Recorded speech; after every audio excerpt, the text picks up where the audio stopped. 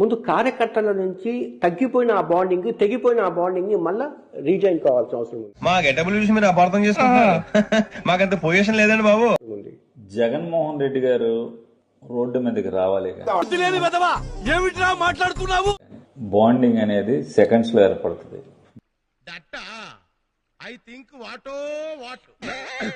జగన్మోహన్ రెడ్డి గారు ప్రజల్లోకి రావాలి గాని, గ్రామాల్లోకి రావాలి గాని, బాండింగ్ అనేది 5 నిమిషాల్లో వస్తుంది. అవన్నీ నమ్మే ఉంటే నీ ఫేస్ లాగే నువ్వు ఏదో కన్నాలేసుకు బతకాల్సి వస్తుందిరా. బాండింగ్ గురించి సమస్య కాదు. ఖచ్చితంగా ఆల్రెడీ పార్టీలో ఒక ఆలోచన జరిగింది.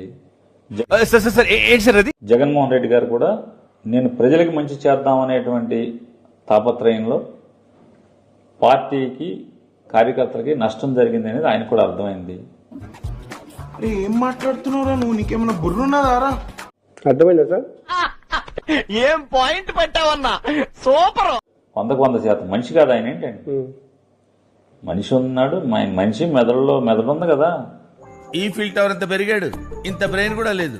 బాడీ పెరిగిందే గాని లోపల ఏం లేదు, డొల్లా. ఆలోచన జ్ఞానం ఉంది కదా ఆయనకి. అర్థమైంది మనం ప్రజలకు మంచి చేద్దాం అనేటువంటి ఆ దృక్పథంతో పార్టీకి, కార్యకర్తలకి నష్టం జరిగింది మనకు తెలియకుండానే. కరెక్ట్, ఇది కరెక్ట్ గా చెప్పావయ్యా అనేది ఆయనకు అర్థమైంది. ఖచ్చితంగా ఈ 5 ఏళ్ళు అందరినీ కాసుకుంటాడు, కార్యకర్తలను కాపాడుకుంటాడు, కార్యకర్తలను బతికించుకుంటాడు. కార్యకర్తలకు ఎక్కడ నష్టం జరిగినా చెప్పవే, నేను వింటాను కదా. ఓ చెప్పే. కేసుల పరంగా ప్రతి కేసుని తనే ఫ్రీ లీగల్ టీంను పెట్టి వాదిస్తాడు.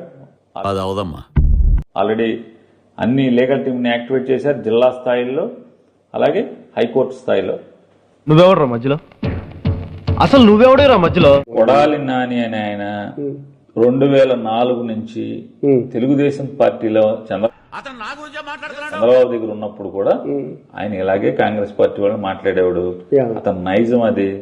అరే దొంగలని మీరే భలే ఒప్పుకున్నారా? అతని నైజం అది. జనం అట్లాగే ఇష్టపడతా వచ్చారు. 2004 నుంచి 2013 దాకా అతను తెలుగుదేశంలో ఉన్నాడు కదా. తెలుగుదేశంలో ఉన్నప్పుడు కూడా చూసారా సార్ డబుల్ యాక్షన్. కాంగ్రెస్ వాళ్ళు అట్లాగే 2019 నుంచి అది పరాకాష్ఠ చేరినట్టు కనిపించింది, ఎక్స్ట్రీమ్ లెవెల్ పోయినట్టు కనిపించింది. పరాకాష్ఠలో అప్పుడే మీరు పాత వీడియోలు చూసుకుంటే అప్పుడు అదే, ఇప్పుడు ఇదే. ఇంతకీ కారణం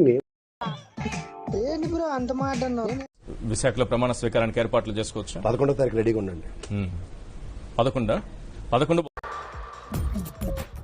నవ్వు ఆపుకుంటున్నావు కదరా.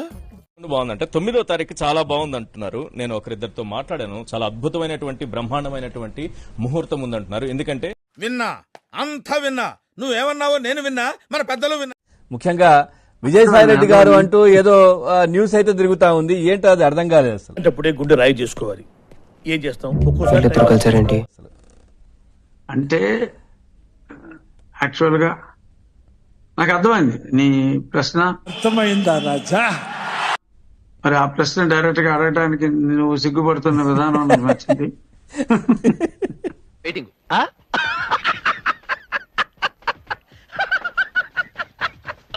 బట్ బేసిక్ గా అంటే